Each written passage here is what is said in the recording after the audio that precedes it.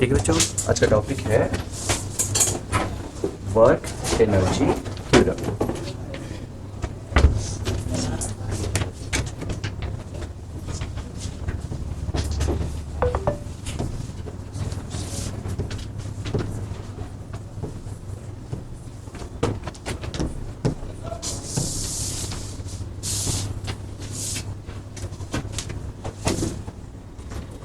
Work energy theorem आज का topic है। क्या है वर्क एनर्जी थ्योरम? ये है जितना भी वर्क तुम किए हो, सारे फोर्स मिलके जो भी वर्क करेंगे, सारे फोर्स मिलके जो भी वर्क करेंगे, या जिसको हम कह सकते हैं नेटवर्क।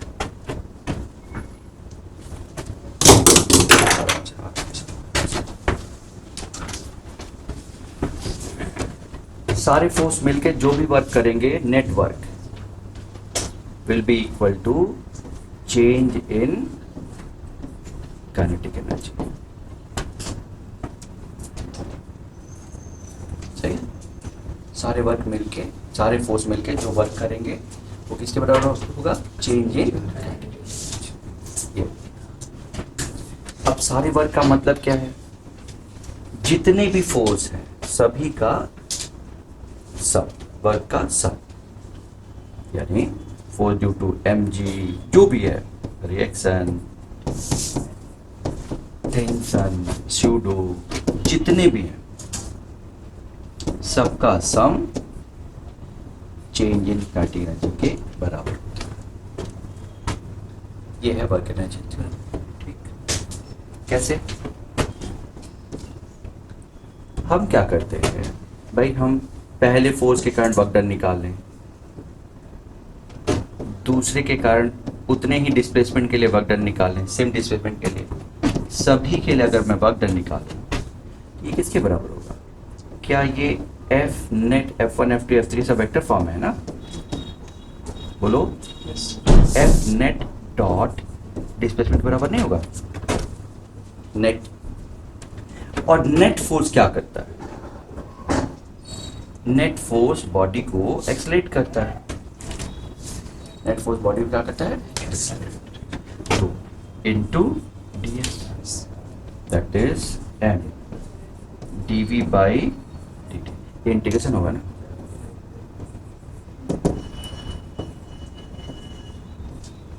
इनटू ds, ये क्या है बच्चों? m dv इंटू v का v है ना ये, और वो कितना होगा? 1 से लेके 2 तक अगर करोगे तो m v2 का square by 2 minus m v1 का स्क्वायर बाई 2 हो जाएगा। सही? ऐसा कर सकते हो। फिर से सभी फोर्सेस का जो सम है, सभी फोर्सेस का जो सम है, सब फोर्स मिलके, सभी फोर्स मिलके किसके बराबर होंगे? नेट फोर्स के बराबर होंगे। और नेट फोर्स क्या करता है? एक्सेलरेट करता है बॉडी। नेट फोर्स क्या करता है? एक्सेलरेट करता है। और एक्सेलरेट कर रहा है तो क्या होगा? अगर एक्सेलरेट हो रहा है तो इसका मतलब आगे जाके क्या होने वाला है? काइनेटिक एनर्जी चेंज होने वाली है। अगर कोई चीज एक्सेलरेट हो रहा है तो काइनेटिक एनर्जी चेंज होगी ना? ठीक है बच्चों, ये बात है। अब सिंपल सी बात है, इसका मतलब ये हुआ कि हम इस कॉन्सेप्ट का यूज कैसे करेंगे, उसको सारे फोर्स डिनोट कर लो, हर फोर्स का वर्क निकाल लो, सबको आपस में जोड़ दो, तो तुम्हें क्या मिल जाएगा? Change in kinetic energy. मिलेगा कि नहीं? एग्जाम्पल के लिए छोटा छोटा क्वेश्चन,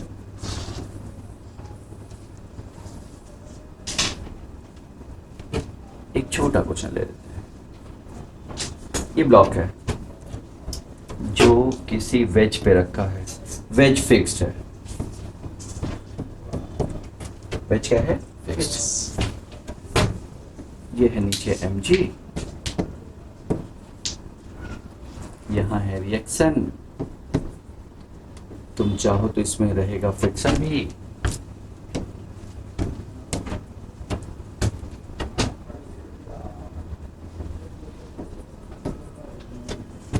तुम भी चाहो तो खींच लो। तुम्हारा फोर्स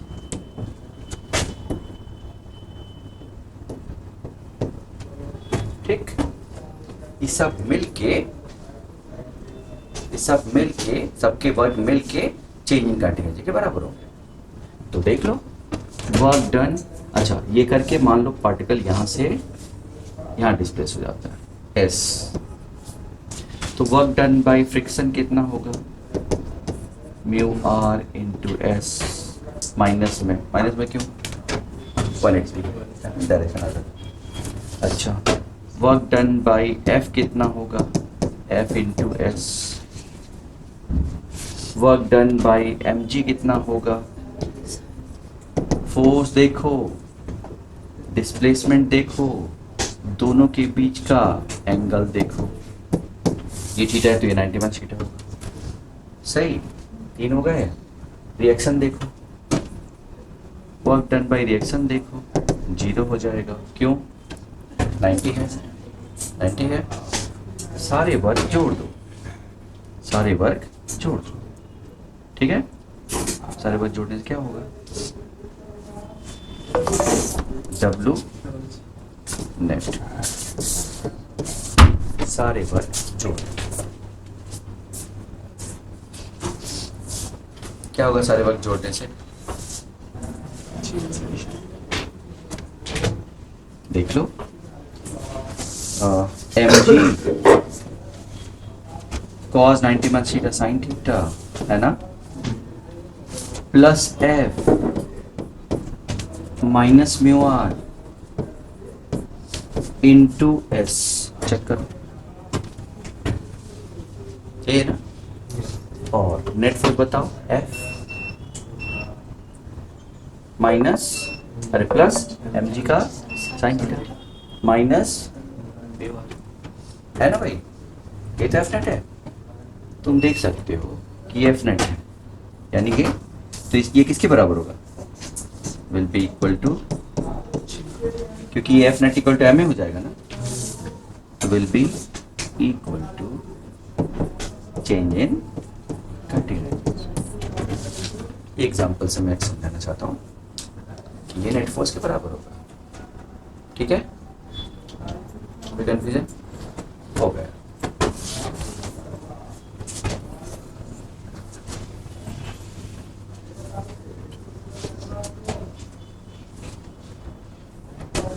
अब कुछ क्वेश्चंस अच्छे क्वेश्चन बनते हैं इसमें, है ना।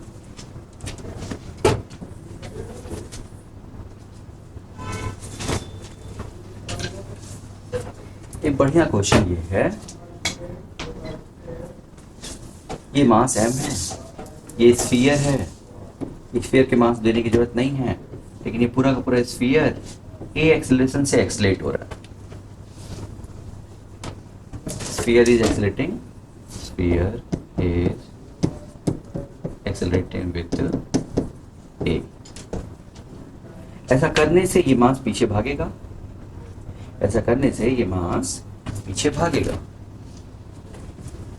तो ऐसा करने से अगर मास पीछे भागेगा, क्वेश्चन है find velocity of mass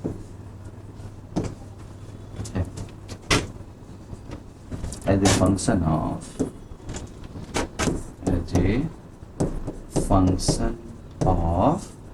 theta। समझ गया क्वेश्चन, समझ में आ रहा है। ये पीछे भाग, तो क्या करें, सबसे पहले जब दोनों चल रहे हैं तो एक को रेस्ट में मान ले तो अच्छा रहेगा, या ये कहो कि इस फ्रेम से देखें, बात वही है। तो मैं अगर स्फीयर से देखूं विथ रिस्पेक्ट टू स्फीयर, मुझे क्या दिखेगा उस पे,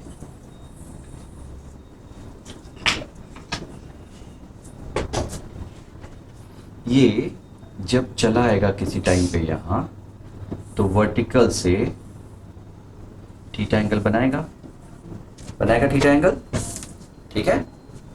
अच्छा, तो वर्टिकल से जब थीटा बनाएगा तो अब क्या करोगे, इसी टाइम पे हमें वेलोसिटी चाहिए, क्या चाहिए, तो इस टाइम पे वेलोसिटी चाहिए, तो इसका मतलब कि इस समय कांटिक एनर्जी मिल जाए तो काम बन जाए।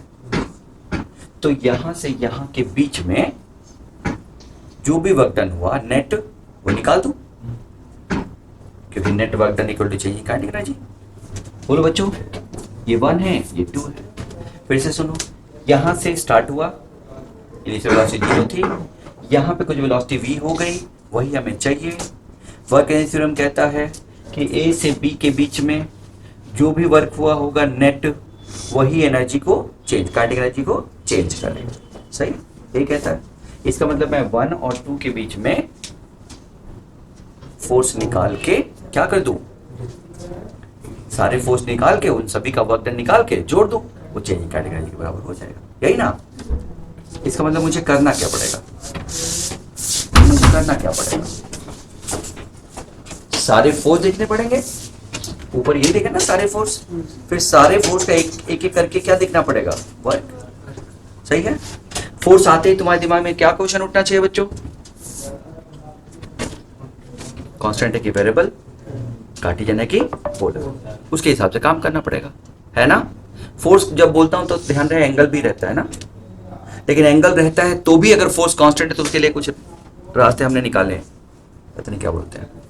फोर्स का मैग्नीट्यूड कांस्टेंट हो, भले एंगल चेंज हो, तो भी कुछ रास्ता निकाला है ना, धागे वाला या force displacement in the direction of force. शुरू के 3 क्वेश्चन स्फीयर वाले, वो शुरू के 3 स्फीयर वाले क्वेश्चन क्या थे? वो 3 स्फीयर वाले क्वेश्चन थे कि भले ही डायरेक्शन बदले, क्या बदले?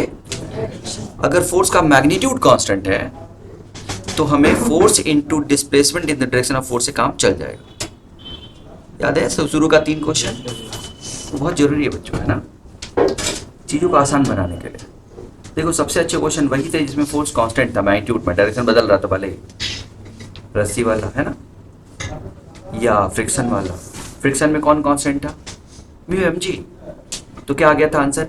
Mu m g into horizontal distance आ गया था। सबको याद है ये? सबको याद है? क्वेश्चंस मिले ये सब, इस सब पे सबसे अच्छे क्वेश्चन इसी में मिले होंगे। मिले क्वेश्चन, किए कि नहीं, खत्म किए कि नहीं हुए? हो गया खत्म? नहीं नहीं, क्यों ज्यादा टाइम लग रहा है? वर्क एनर्जी की बात नहीं कर रहा हूं, वर्क भी नहीं खत्म हुआ क्या? वर्क तो हो गया होगा।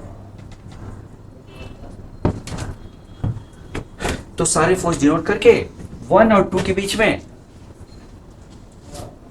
टोटल वर्क निकाल दो, तो सारे फोर्स डिनोट कर दो। चलो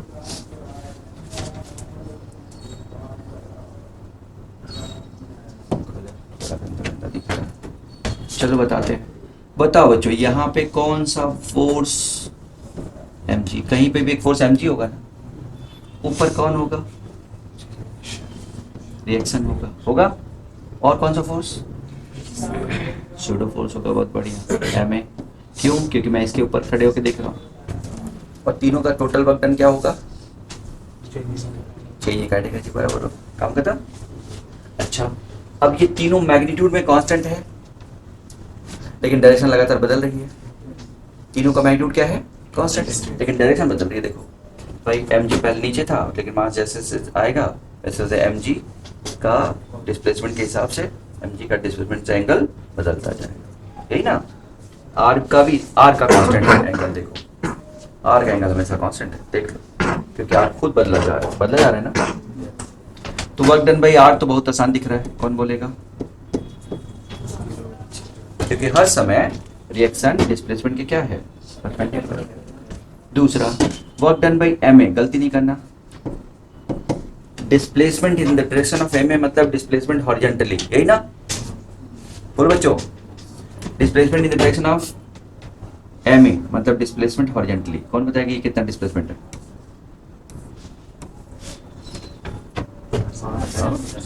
sin थीटा। ये कब कर सकते हैं ऐसा? ऐसा कब कर सकते हैं? अरे ऐसा तब कर सकते हैं जब फोर्स मैग्नीट्यूड में क्या रहे? कांस्टेंट। तो force into displacement in the direction of force, याद है ना? अच्छा, तो कितना आसान हो गया है। अदरवाइज mg ले लो, एंगल d थीटा ले लो, दोनों के बीच का एंगल लेके इंटीग्रेट करोगे, इंटीग्रेट लिमिट लिमिट पुट करोगे, तो mg into r sine theta, है ना बच्चों? r का mg into r sine theta, ठीक है। तीसरा, वर्क डन बाय mg बोलिए, mg की डायरेक्शन में डिस्प्लेसमेंट कौन बताएगा? सब जानते हैं। इनिशियल कितना हाइट, सेंटर से हाइट पे था? mg की डायरेक्शन मतलब वर्टिकल ना, तो mg पहले शुरू में कितने हाइट पे था? r, और बाद में देखो देखो बताओ जल्दी बोलो, r का, हाँ, तो पहला था ये में था ना,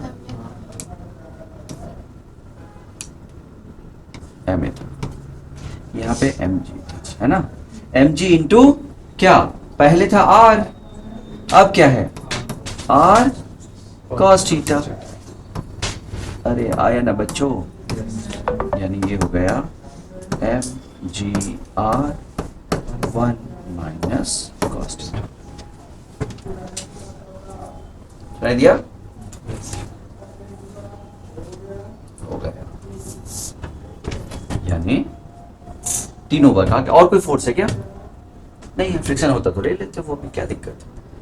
अब W नेट निकालने के लिए क्या करोगे? चेंजिंग कैटेगरी ये लगा दोगे, यही ना? क्या W नेट बच्चों? भाई M R कॉमन ले लें, क्या बचा? A sin थीटा है ना, plus G1 minus cos theta must be equal to half mv final का square minus half mv initial का square, velocity as a function of, ठीक है, काम करते, velocity as a function of theta आ गया। सही है, हो जाएगा आसानी के। एससी वर्मा का क्वेश्चन है, सही है, जो वर्क एनर्जी थ्योरम को एक्सप्लेन करने के लिए बहुत जबरदस्त क्वेश्चन, अच्छा क्वेश्चन है। किसी को अगर ये इस मेथड से ना आए तो वो क्या करेगा, सोच के देखो। मान लो किसी को ये ना आए निकालना,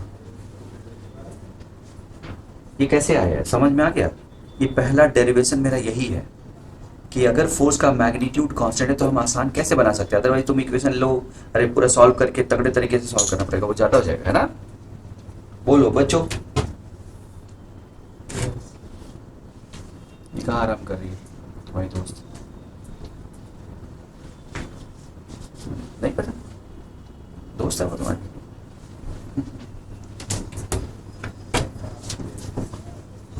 ठीक, समझ गए बच्चों ये?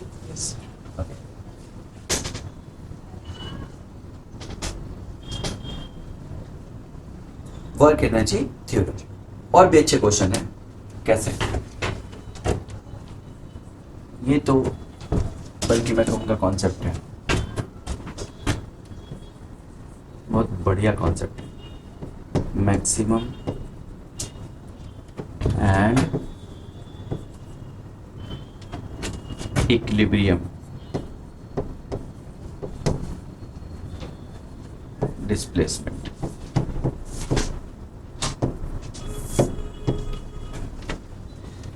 बहुत बढ़िया कॉन्सेप्ट है, तुम समझ रहे हो ना? मैं फिजिक्स में हर चीज को बोलता हूँ कि बहुत आसान है, सही है, और मैं इसको क्या बोल रहा हूँ, बहुत बढ़िया, और फिजिक्स की बात कर रहा हूँ, इस चैप्टर की बात कर रहा हूँ, सही है। तो बहुत बढ़िया कॉन्सेप्ट है, अलग अलग जगह पे काम आता है, ठीक, टफ नहीं है लेकिन दिमाग में रहना चाहिए। चलो देखते हैं कोई एक एग्जांपल से इस कॉन्सेप्ट को समझने की कोशिश करते हैं बच्चों। बहुत इंपॉर्टेंट है, ध्यान से ना, ये पूरी फिजिक्स में कई जगह आता है, ये पूरी फिजिक्स में कई जगह आता है। मान लो ये स्प्रिंग,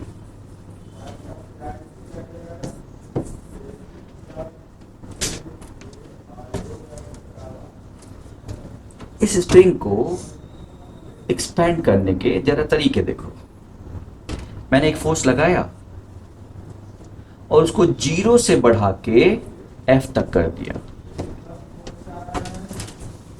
ठीक है, यानी फोर्स वेरिएबल कर दिया, वेरिएबल।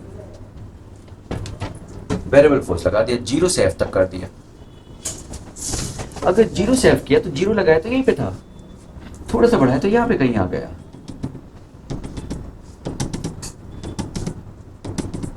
सही है। F लगाया तो कहीं यहाँ पे आ गया, आ गया? बोलो बच्चों।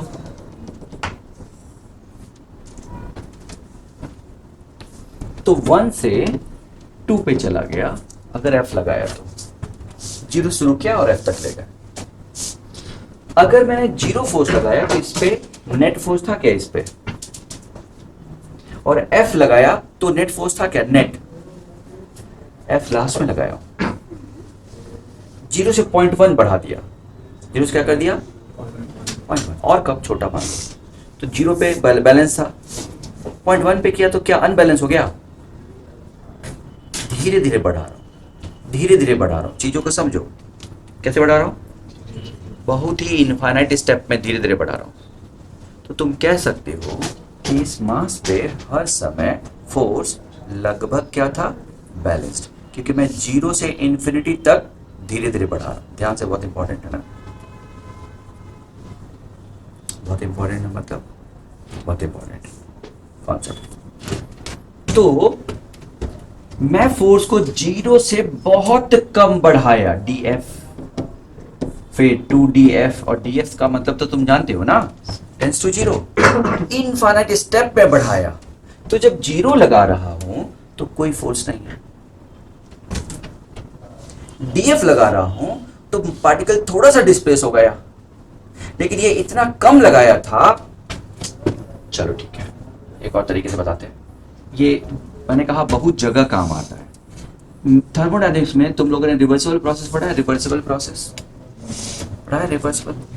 मैं फिर से एक बार रिवर्सिबल को बताने की कोशिश करता हूँ। ये पिस्टन है, फिर पढ़ाऊंगा भी। यहाँ पे 3 लोग बैठे हैं, राम, श्याम, मोहन, 3 लोग बैठे, ठीक है। बाकी मॉलिक्यूल भी है, ये 3 मॉलिक्यूल, राम, श्याम, मोहन, राहुल, सोनिया, मनमोहन भी बोल सकते हो। 2014 में बनाया था ये एग्जाम। यहां से कौन आया, मास, सही है। ये मास 100 किलो का है, सही। और 100 किलो का मास मैंने अचानक इसके ऊपर उठा के ऐसे रख दिया, धड़ाम। क्या होगा इनका मॉलिक्यूल्स का, क्या तुम्हें पता है ये कहां जाएंगे, क्या कुछ डेफिनेट है? तो कोई नहीं बोल सकता, बता सकता कि ये राहुल, सोनिया, मनमोहन, राम, श्याम, मोहन कहाँ जाएंगे, कहाँ जाएंगे, मतलब एट लास्ट फाइनली वो कहाँ रहने वाले हैं। और इस बीच में क्या होगा, इसका जो दोस्त जितने रहे होंगे सब बॉन्ड टूटेगा, दूसरा बनेगा, टूटेगा, दूसरा बनेगा। सोचो क्या होगा ना, रैंडमाइज हो जाएगा। क्या हो जाएगा, रैंडम हो जाएगा मोशन। और रैंडम मोशन में क्या हो रहा है, अब ये और ये दोनों दोस्त थे और जोर से धक्का लगा तो ये टूटा, इनकी दुनिया तहस नहस हो जाएगी, सही ना। लेकिन इसी काम को करने के लिए ये जो 100 kg है, इसके करोड़ों छोटे छोटे टुकड़े कर दिए, करोड़ों छोटे छोटे टुकड़े कर दिया जो मास है। और एक टुकड़े को ऐसे ही छोड़ दिया और एक टुकड़े को यहां पे रखा। तो जैसे एक टुकड़े को रखा क्या होगा, ये सब दबेंगे कि नहीं दबेंगे, दबेंगे। लेकिन क्या इतने दबेंगे कि ये अपने मॉलिक्यूल अपने दोस्तों से इधर उधर हो जाए, यानी जोर का झटका धीरे धीरे दिया जा रहा है, सही। तो एक मास रखा, थोड़ा सा दबा, लेकिन तुम्हें पता है, आपको पता चला, लेकिन तो भी क्या नहीं हुआ, समझ गए, डिस्टर्ब नहीं हुआ, बॉन्ड नहीं टूटे, दोस्त वैसे ही है। तो ऐसे फिर उसको सेटल होने दिया, ओके इक्विलिब्रियम में, नहीं मैंने कुछ नहीं किया टाइप से करके, ऐसा लाखों साल में धीरे धीरे अगर मैं ये कर दूं, नहीं दिया मैंने, क्या कहा, एकदम कंप्रेस कर दूं, क्या लगता है तुम्हें, राहुल, सोनिया, मनमोहन बस पास आ जाएंगे? नहीं, ये मॉलिक्यूल पास आ जाएंगे, रेंडमाइज नहीं होंगे, सही बोल रहा हूं। तो ये इरिवर्सिबल प्रोसेस है और ये रिवर्सिबल प्रोसेस। अगर मैं वापस इसके मॉलिक्यूल को वैसे ही जैसे रखा था हटाता जाऊं तो क्या तुम्हें नहीं लगता कि ये दोबारा ये मिल जाएगा बिना कुछ डिस्टरबेंस के? लेकिन कंडीशन केस क्या है इसमें? मेन केस क्या है? इनफाइनाइट छोटे छोटे स्टेप्स इक्विलिब्रियम स्टेप्स में करना। सही है? तो हम लोग जो तुम लोग पढ़ते हो रिवर्सिबल प्रोसेस, वो रिवर्सिबल है। यानी इस तरह से करना कि मॉलिक्यूलर मतलब जो हम कर रहे हैं उसके अलावा कोई चेंज ना हो, रैंडम चेंज ना हो। रैंडम चेंज नहीं हो तो रैंडम एनर्जी लॉस नहीं होगी, तो हम कहते हैं delta S reversible, delta S irreversible कहते हैं ना, ये वही वाला है। तुम्हें समझ में रिवर्सिबल क्या है? तो क्या इनके बॉन्ड टूटने से कोई जो एक दो दोस्त थे उनके बॉन्ड टूटे और उससे पूरी एनर्जी पूरी एनर्जी डिस्टर्ब हो गई? अरे बोलो बच्चों, सही ना? तो इस तरह से तुम समझ सकते हो कि आराम से रिवर्सिबल इरिवर्सिबल को समझ सकते। क्लियर है ये?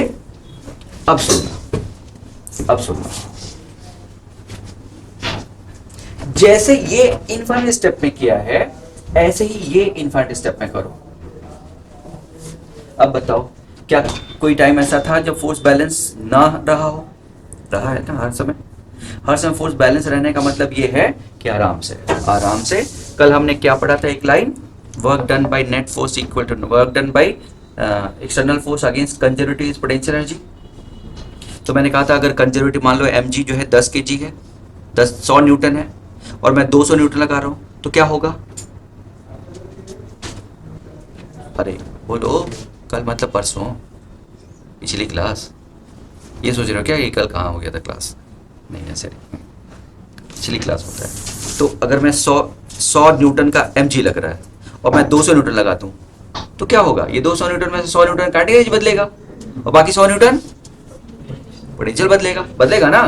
तो 100 न्यूटन स्टोर होगा, बाकी 100 न्यूटन काइनेटिक एनर्जी होगा, वो लॉस होगा भी हो सकता है भाई, वो तो डिपेंड करेगा कि क्या होने वाला है, लेकिन 100 तो पोटेंशियल एनर्जी होगा ना। तो अगर मैं ये फोर्स ज्यादा लगाऊं तो ये एक्सीलरेट हो जाएगा। क्या हो जाएगा?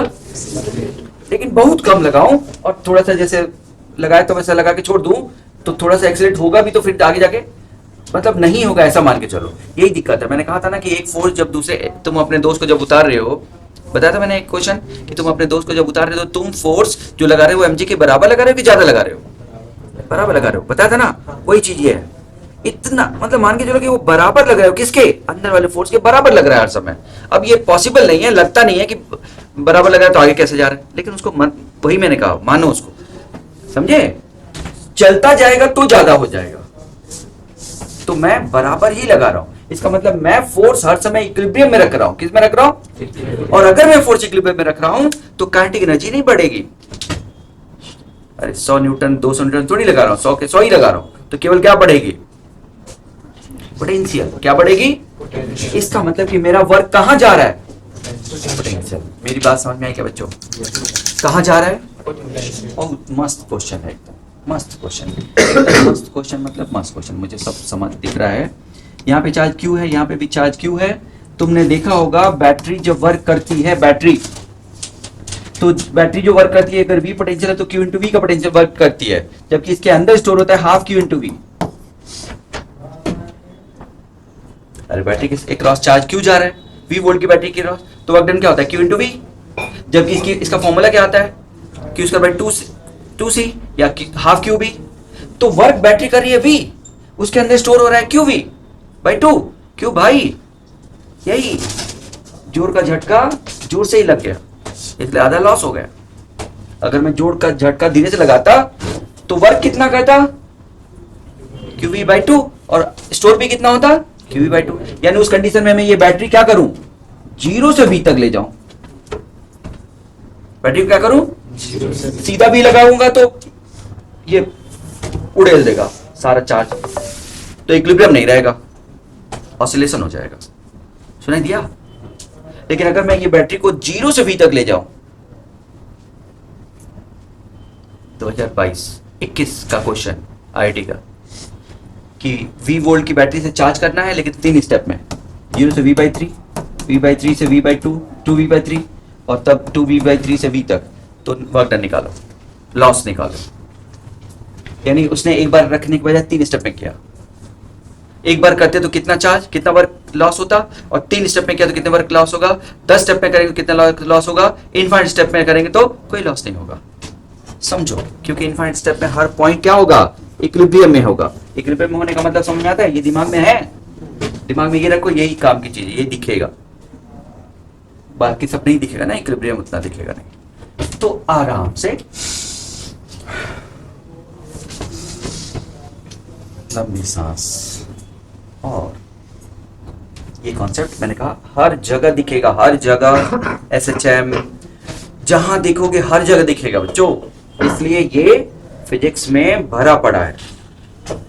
जहां भी लॉस हो, मान के चलो इक्विलिब्रियम नहीं, और जहां लॉस ना हो इक्विलिब्रियम, लॉस हो रिवर्सिबल, इरिवर्सिबल, और नहीं तो रिवर्सिबल मतलब रिवर्स हो जाए, नहीं सोचना भी मत ये कि रिवर्सिबल मतलब वो प्रोसेस जो रिवर्स हो जाए, अरे नहीं भाई, रिवर्सिबल मतलब वो प्रोसेस जिसको रिवर्स करने के बाद उसके होने का कोई सबूत ना मिले,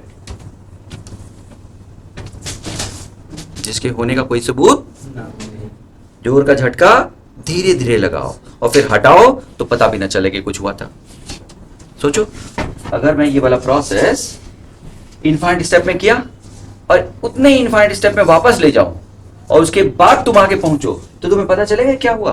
नहीं, क्योंकि दुनिया में मतलब ना सिस्टम में कोई चेंज होगा ना सराउंडिंग में चेंज होगा, ना सिस्टम में चेंज हो रहा है ना सराउंडिंग में चेंज हो रहा है, और सिस्टम सराउंडिंग कहीं चेंज नहीं हो रहा है, तो इसका मतलब कि मुझे तो पता ही नहीं चलेगा कि वो हुआ भी था। क्या इसमें नहीं पता चलेगा? पता चलेगा, कोई उधर टांग टूटी हुई है, कोई उधर चिल्ला रहा है, कोई उधर खून बहा है ना, तो इसमें छुपाया नहीं जा सकता कि हुआ था कि नहीं, यहाँ तो पता चल ही जाएगा। तो रिवर्सल प्रोसेस का हम लोगों ने बीटेक में टेस्ट जो स्टेटमेंट पढ़ा था वो कि वो प्रोसेस जिसके होने का कोई ट्रेस ही ना हो, जिसके होने का कोई ट्रेस ही ना हो, लेकिन इसको समझने के लिए एग्जांपल जरूरी है। ट्रेस ही ना हो मतलब कोई चेंज पता ही ना चले कि ऐसा हुआ था। अगर ऐसा कर पाओ किसी प्रोसेस को तो वो प्रोसेस रिवर्सिबल, नहीं तो इरिवर्सिबल। ठीक है, ये मुझे इसलिए ज्यादा याद है क्योंकि एक टीचर बदल दिए थे हम लोग, वो समझा नहीं पाया तो पता नहीं क्या क्या बोल रहे थे मैकेनिक बीटेक में। चलिए, ओके ओके,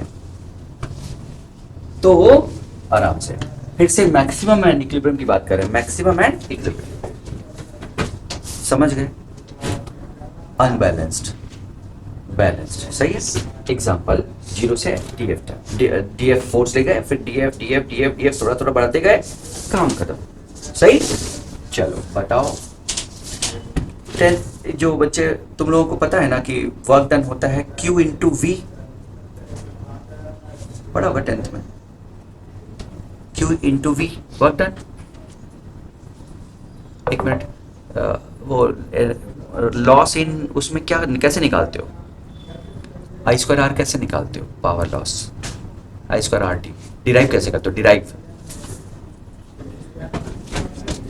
कैसे करते हो? अच्छा, सीधा फॉर्मूला था, डिराइव था ना, ये रेजिस्टेंस है, इसके क्रॉस पोटेंशियल ड्रॉप कितना है? V, और इसमें चार्ज कितना बह रहा है? IT कितना चार्ज बह रहा है? IT, समझे? IT चार्ज बह रहा है, तो जो चार्ज बह रहा है IT है, और पोटेंशियल कितना ड्रॉप हो रहा है? V, तो IT यानी charge into potential drop is work done, तो VIT सही है। और V को डायरेक्ट लग दो तो I स्क्वायर आर, जो भी I square RT and so on. तो ये कहाँ है? वही तो इंपॉर्टेंट है ना, यानी Q चार्ज को V पोटेंशियल डिफरेंस के क्रॉस मूव कराने से हमेशा वर्क डन होता है Q इंटू V। ये पूरे इलेक्ट्रोस्टैटिक और पूरे सेकंड पार्ट का ये बेस है, सही है। और वो बेस कहां से आता है, चलो वो भी देख लो। क्या तुम्हें पता है पोटेंशियल होता है क्या? Work done per unit of charge, है ना, वर्क डन, वही तो है। यूनिटरी मेथड लगाने के लिए दे दिया उसने, पंखा पर यूनिट कमरा, याद आ रहा है? अरे मैंने बताया था 8 कमरे में 32 पंखे, तो 5 कमरे में कितने पंखे, याद है ना? तो पर कमरा कितना पंखा दिया हुआ है, ये वही है। पोटेंशियल वही है, पोटेंशियल का डिफिनेशन क्या है? पोटेंशियल का डिफिनेशन है work done per unit charge. Unit charge पे वर्क डन दिया हुआ है बस, तो चार्ज मल्टीप्लाई करके टोटल वर्क डन निकल जाएगा। सुनाई दिया ये सब?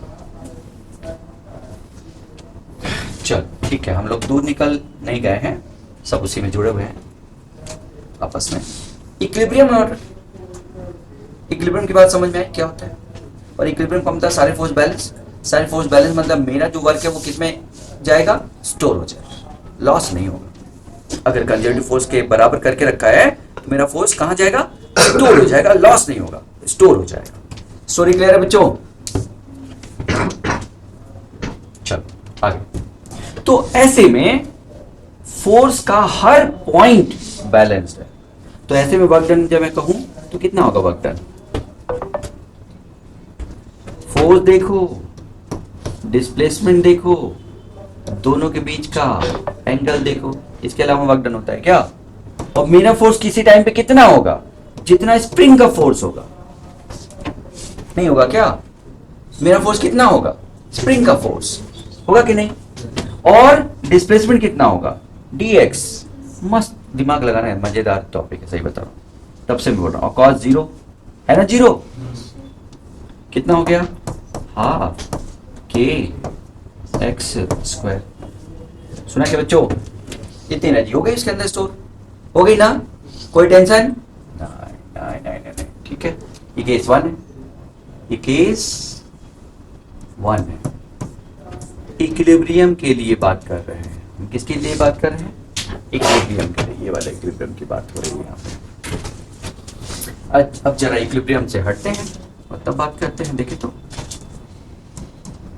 एग्जाम्पल नहीं है यार। अब देखना, मैक्सिमम डिस्प्लेसमेंट की बात कर रहे हैं। मैक्सिमम डिस्प्लेसमेंट, ये इक्विलिब्रियम वाली केस की बात कर रहे हैं ना, और ये किसकी बात कर रहे हैं? तो मैं कर क्या रहा हूँ? वर्क डन समझ में आया, और इतना उसके अंदर स्टोर हुआ। और दूसरा एक और चीज, डिस्प्लेसमेंट भी तो निकाल रहे हैं, बोलो। तो हर पॉइंट इक्विलिब्रियम है ना बच्चों? हर पॉइंट क्या है? तो हर पॉइंट क्योंकि इक्विलिब्रियम में है, तो एट लास्ट जब वो वहां पे जाके मैंने कितना फोर्स लगाया है? F। कितना फोर्स लगाया है यहाँ पे? F। तो एट लास्ट F फोर्स किससे बैलेंस हो जाएगा? kx से। किससे बैलेंस हो जाएगा? तो x जो एक्सपेंशन होगा स्प्रिंग में, एक्सटेंशन होगा स्प्रिंग का, वो कितना होगा? हो जाएगा ना। इस x को क्या तुम इक्विलिब्रियम लिखोगे? इक्विलिब्रियम डिस्प्लेसमेंट, क्योंकि हर पॉइंट इक्विलिब्रियम में था ना, तो ये इक्विलिब्रियम डिस्प्लेसमेंट। यानी F फोर्स लगाया, कितना फोर्स लगाया तुमने? F फोर्स लगाया, तो जाके जहां पे इक्विलिब्रियम में आया, F फोर्स लगाने से जहां पे जाके इक्विलिब्रियम में आया, वो ये पॉइंट है। इक्विलिब्रियम में हो, अरे इक्विलिब्रियम तो हर पॉइंट था, लेकिन मैंने फोर्स फाइनली लगाया कितना? तो F फोर्स लगाने से इक्विलिब्रियम डिस्प्लेसमेंट इतना होता है। कंफ्यूज कर दे क्या? मैंने फोर्स को 0 से F तक लगाया, ठीक है, लेकिन सीधा भी F लगाता, मैं एनर्जी की बात कर रहा था अभी तक। किसकी बात कर रहा था इधर? अभी मैं डिस्प्लेसमेंट की बात कर रहा हूं, सही है। एनर्जी के बारे में समझ में आ गया। जब इक्विलिब्रियम कंडीशन रखोगे तो एनर्जी क्या होगा? जितना तुम वर्क करोगे पूरा पूरा क्या होगा उसमें? स्टोर। सुनाई दिया? लेकिन जब डिस्प्लेसमेंट की बात करोगे तो जो फोर्स है वो अंदर के फोर्स से बैलेंस होगा, बोलो। और बैलेंस होगा तो F इक्वल टू kx होगा। वो जो x है वो कौन सा x है? इक्विलिब्रियम x है। कौन सा? सुनाई दिया? Equilibrium x। सुनाई दिया? चलो चलो चलो चलो चलो,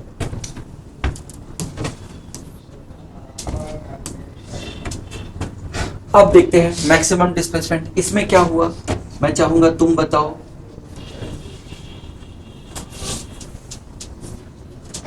मैंने एक मास लिया, स्प्रिंग से जोड़ दिया, और मैंने F को 0 से F तक नहीं किया, सीधा F लगा दिया, कांस्टेंट फोर्स। इस कंडीशन में मैंने सीधा F लगा दिया। सीधा F लगाया तो क्या लगता है स्प्रिंग फोर्स कितना था इस समय? 0। स्प्रिंग तो एक्सपेंड ही नहीं थी, है ना। और F फोर्स मैंने तुरंत लगा दिया, तो क्या ये इक्विलिब्रियम में रहेगा या एक्सेलरेट हो जाएगा? एक्सेलरेट हो जाएगा। एक्सेलरेट होके क्या होगा? आगे चला जाएगा। तो क्या इक्विलिब्रियम में जाके रुकेगा या आगे जाके रुक जाएगा? आराम से सोचो। ये बताओ, मैंने यहां पे F अचानक लगा दिया, अचानक लगा दिया, तो क्या ये इक्विलिब्रियम में जाके रुकेगा या आगे जाके रुकेगा? आगे जाके रुकेगा। क्यों? इक्विलिब्रियम तक मेरा फोर्स इसके फोर्स से इक्विलिब्रियम तक ज्यादा होगा। धीरे धीरे बढ़ा रहा हूं क्या? सीधा F लगा दिया ना मैंने, और इक्विलिब्रियम फोर्स मान लो ये F की वैल्यू है 100 न्यूटन।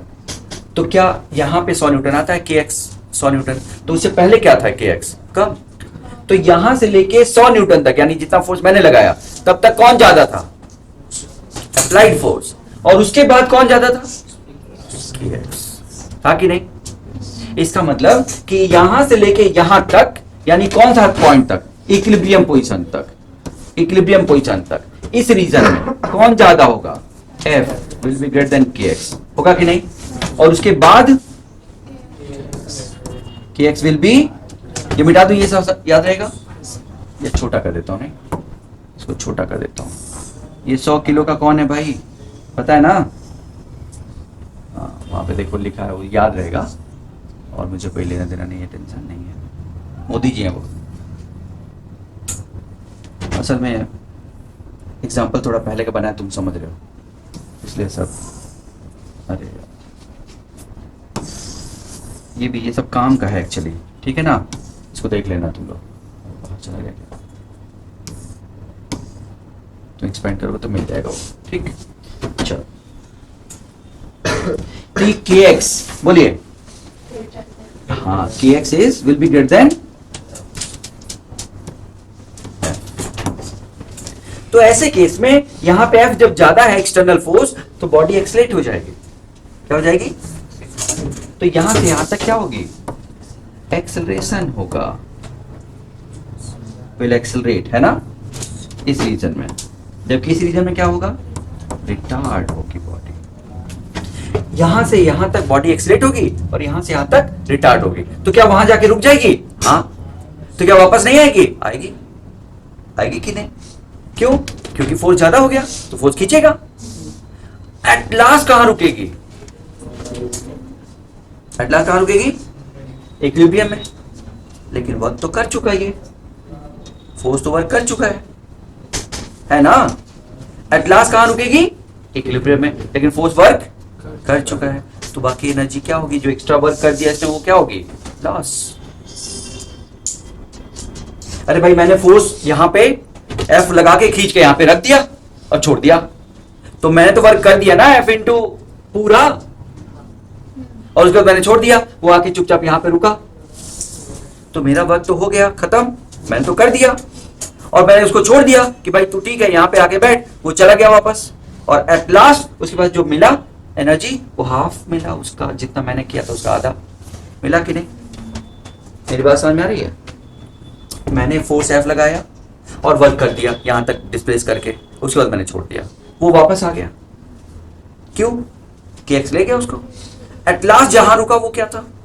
बीच में। तो भाई मैंने यहां तक डिस्प्लेस किया था, लेकिन उसके पास एनर्जी जो एट लास्ट मिली वो यहां तक डिस्प्लेस होके मिली, तो एनर्जी अलग मिल गई ना? क्या मिल गई एनर्जी? वो तो नहीं मिली जो मैंने तुम्हें दिया था। तो मैंने तो तुम्हें इधर छोड़ के गया था, तो यहां कैसे पहुंच गया भाई वाला टाइप का। मैं तो तुम्हें इतनी एनर्जी देके गया था, हाफ के 2L स्क्वायर, तू यहां पे हाफ के L स्क्वायर पे क्या कर रहा है? सुनाई दिया? आधा लॉस हो जाए। क्यों? क्योंकि इक्विलिब्रियम नहीं था। क्या नहीं था? जैसे यहां पे मैंने बताया।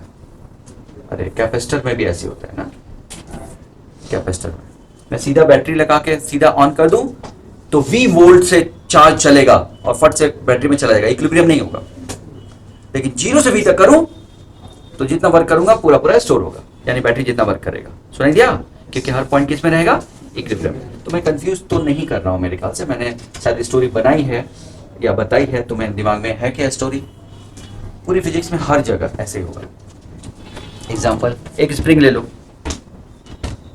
स्प्रिंग नीचे जमीन से ऐसे स्प्रिंग है, उसके ऊपर एक मास रखो और मास को धीरे धीरे छोड़ो,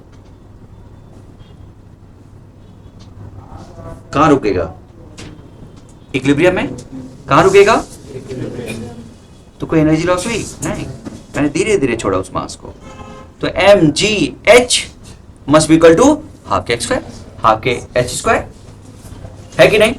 लेकिन फिर से वही स्प्रिंग है, वही मास है, छोड़ दिया मैंने। डडाम सुना क्या सबने? भाई छोड़ दोगे तो वो अचानक मास को स्प्रिंग के ऊपर रख के छोड़ दोगे तो एम जी ज्यादा है तो लेके कहीं नीचे चला जाएगा और फिर फाइनली कहीं और रुकेगा। तो एम जी ने तो वर्क ज्यादा किया था, आके इतना रुका, तो एनर्जी लॉस हो गया। ठीक है, तो ये अब उस कंडीशन में जब फोर्स क्या है? कांस्टेंट। फोर्स और मैक्सिमम डिस्प्लेसमेंट कितना होगा ये जानना है। तो क्या क्या लगता है, क्या करूं मैं? मैक्सिमम डिस्प्लेसमेंट चाहिए, मैक्सिमम डिस्प्लेसमेंट यानी यहां से कहां तक गया। तो बताओ यहां पे उसकी काट एनर्जी कितनी थी? 0, और लास्ट में रुकेगी तो कितनी होगी? 0। इस बीच में क्या हुआ होगा? नेट वर्क डन 0 हो गया होगा। क्यों इस बीच में नेट वर्क डन 0 क्यों हो गया होगा बताओ? 0 है। तो जितने भी फोर्सेस हैं, वर्क एनर्जी थ्योरम, जितने भी फोर्सेस हैं सब मिलके उनका वर्क डन क्या हो जाएगा? 0। तो इसमें क्या लगाओगे? इक्विलिब्रियम कंडीशन नहीं है, वहां पे तो इक्विलिब्रियम कंडीशन थी तो F इक्वल टू से कर लिया, लेकिन यहां पे ऐसा नहीं लगाओगे। तो यहां पे क्या लगाओगे? वर्क एनर्जी थ्योरम बाय, सुनाई दिया क्या बच्चों? By work energy theorem. चलो बताओ मेरा वर्क डन।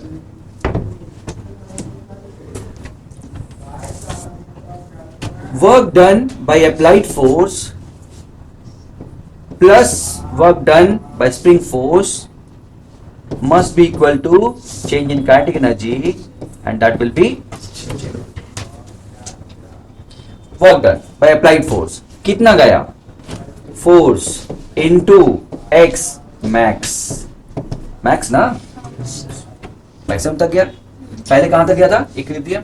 अब कहां जाके जहां रुकेगा उसी को क्या कहेंगे? x max, वहां से वापस आ जाएगा, है ना? उस कंडीशन में स्प्रिंग के कारण वर्क डन कितना? स्प्रिंग के अगेंस्ट वर्क डन कितना हो जाएगा? स्प्रिंग के कारण work done half k x square minus times. क्यों? मेरा work done half k x square होता है ना एक्सटर्नल फोर्स का, तो स्प्रिंग का वर्क डन क्या होगा? माइनस। मैंने निकलवाया है, डिराइव कराया है। मेरा वर्क डन क्या था? हाफ के एक्स स्क्वायर, और work done by external force against conservative is potential energy. तो इतना एनर्जी स्टोर क्यों हुई थी? क्योंकि मैंने उसके ऊपर वर्क किया था। और कंजर्वेटिव का वर्क देखोगे, जो स्प्रिंग फोर्स है उसका वर्क देखोगे तो माइनस टाइम्स आएगा। सही बोल रहा हूं?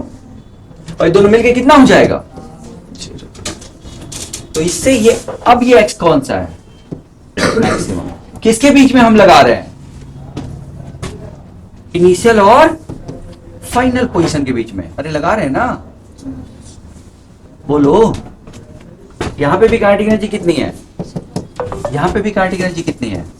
समझो, इनके बीच में लगा रहे हैं। तो क्या किस work energy theorem between 1 and 2 मतलब एक्सट्रीम। तो टोटल डिस्प्लेसमेंट x मैक्स। तो मेरा work done force into x max, और स्प्रिंग खींच गई हाफ के, उसके अंदर स्टोर हो गई हाफ के एक्स स्क्वायर। तो मेरा work done plus half k x square, और कंजर्वेटिव फोर्स का वर्क डन माइनस। तो ये कंजर्वेटिव फोर्स का वर्क डन है, जो एनर्जी के हेल्प से हमने लिख दिया। नहीं तो डिराइव कर सकते थे, तो मैंने लिखना है तो इंटीग्रेट करो, कोई दिक्कत नहीं। वर्क डन निकालो के एक्स का, आएगा यही आएगा ना।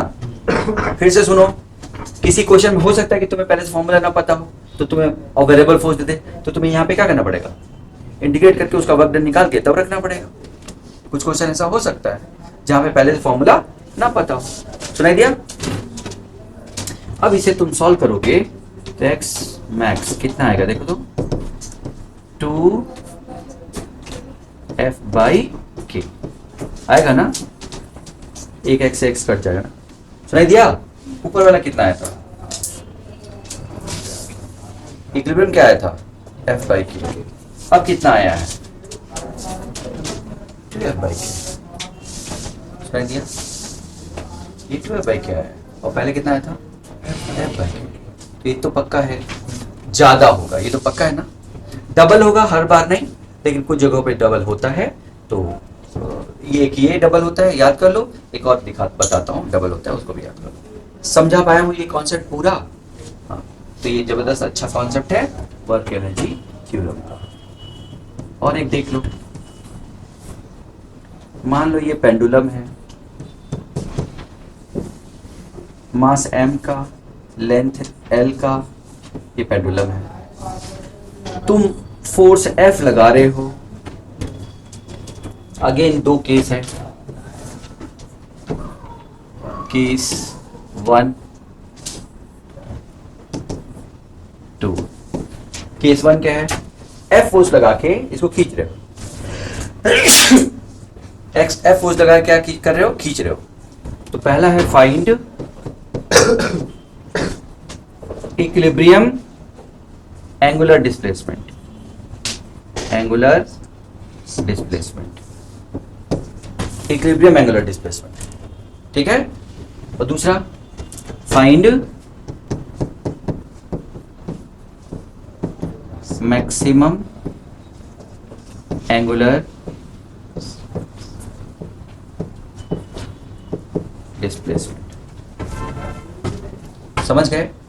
यानी जब ये इधर जाएगा तो एक इक्विलिब्रियम एंगुलर डिस्प्लेसमेंट आएगा, वो निकालना है, और एक मैक्सिमम एंगुलर डिस्प्लेसमेंट आएगा, वो निकालना है। तो ये थीटा इक्विलिब्रियम और थीटा मैक्स। सही? समझ गए क्वेश्चन क्या है? स्प्रिंग की तरह से किया। तो बताओ इक्विलिब्रियम में क्या होगा? इक्विलिब्रियम में, इक्विलिब्रियम सारे फोर्स बैलेंस होंगे ना। तो ये कितना है? F। ये मान लो कितना है? T। नीचे कितना है? और ये थीटा बना रहा है, तो T का कॉस थीटा क्या होगा? हाँ, T का कॉस थीटा, बोलो। T कॉस थीटा mg के बराबर, और T साइन थीटा F के बराबर। दोनों को डिवाइड कर दो, tan theta F by mg के बराबर। पहला आ गया इक्विलिब्रियम वाला, ये थीटा इन इक्विलिब्रियम हो गया। अब मैक्सिमम वाला देख लेते हैं। मैक्सिमम वाला देखो, मैक्सिमम में क्या होगा? अगेन वर्क डन से करोगे बाई वर्क एनर्जी थ्योरम। इसके बीच में ये 1, ये 2 था इक्विलिब्रियम, और ये क्या था? 3। तो applying work energy theorem between 1 and 3। 1 and 3 के बीच में वर्क एनर्जी थ्योरम लगाओ।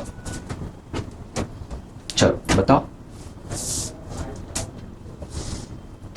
कितने फोर्स, सारे फोर्स जोड़ करोगे ना, तो फोर्स कितने लग रहा है? 3। टेंशन का वर्क डन हमेशा 0 होगा, क्यों? टेंशन इज ऑलवेज परपेंडिकुलर, है ना। तो टेंशन का वर्क डन 0 हो गया। तो क्या करना है मुझे? Work done by tension plus work done by mg plus work done by f must be equal to 0, क्योंकि 1 से चल के 3 पे जब गया तो काइनेटिक एनर्जी पहले भी 0 थी और लास्ट में भी 0 थी। सुनाई दिया?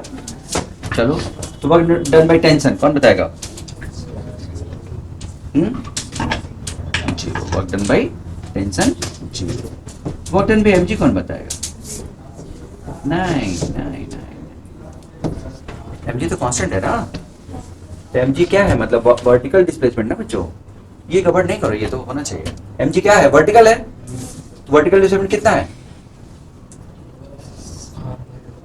अरे L minus L cos theta, L minus, vertical displacement यही है ना। वर्टिकल डिस्प्लेसमेंट यही है ना। और भी कुछ है क्या वर्टिकल डिस्प्लेसमेंट में? नेगेटिव है ना। अरे mg नीचे लग रहा है और डिस्प्लेसमेंट फाइनली कहाँ जा रहा है? ऊपर। तो माइनस होगा कि नहीं? बोलो बच्चों। प्लस प्लस प्लस बोलो f, अभी थोड़ी देर पहले तो किया था। f इंटू f की डायरेक्शन डिस्प्लेसमेंट, f इधर ही है ना। f की डायरेक्शन डिस्प्लेसमेंट बताओ। L sine theta. ये सब मिलके किसके बराबर? 0 के। सुनाई दिया? कर लो काम। चलो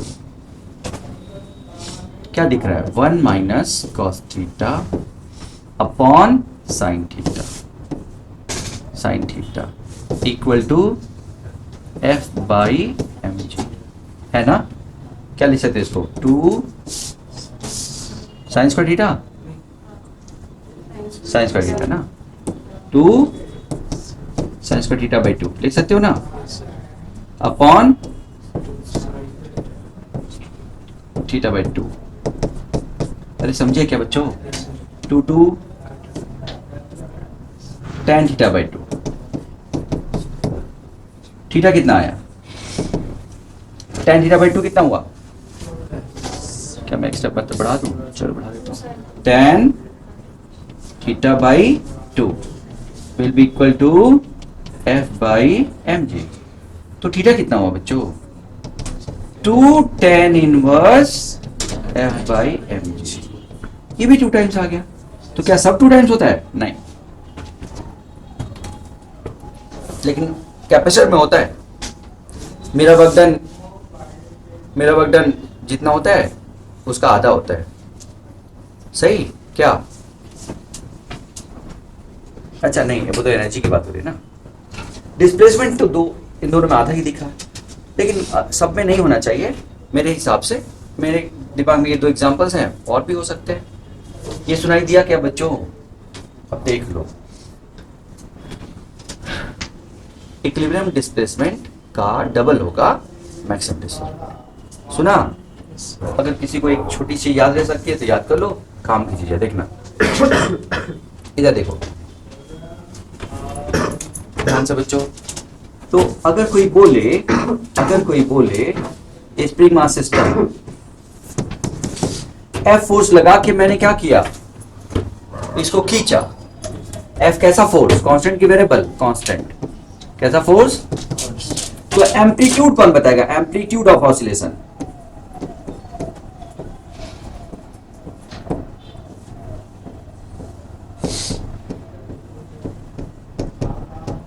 एम्पलीट्यूड ऑफ ऑसिलेशन ये जो किया है वही। एक इक्विलिब्रियम डिस्प्लेसमेंट होगा, अरे बोलो, और एक मैक्सिमम होगा, अरे होगा ना। तो अगर ये एक बार मैक्सिमम चला गया तो क्या एनर्जी का इसमें देखो ऑसिलेट करने वाला है। अगर रुकेगा तो एनर्जी लॉस होगा, लेकिन स्प्रिंग है ना। तो एक बार जो वर्क कर गया वो उसको काइनेटिक एनर्जी दे गया। जैसे तुम हटाओगे फोर्स वो वापस आएगा और फिर ये ऑसिलेट करेगा ना। और जब ऑसिलेट करेगा तो हम मान के चल रहे हैं कि एनर्जी का लॉस नहीं है। एनर्जी का लॉस होगा अगर लास्ट में रुकेगा तो, सही है। तो एनर्जी का लॉस नहीं है। अब एनर्जी का लॉस नहीं है तो ऑसिलेशन कर रहा है कि नहीं? किसके अबाउट करेगा ऑसिलेशन?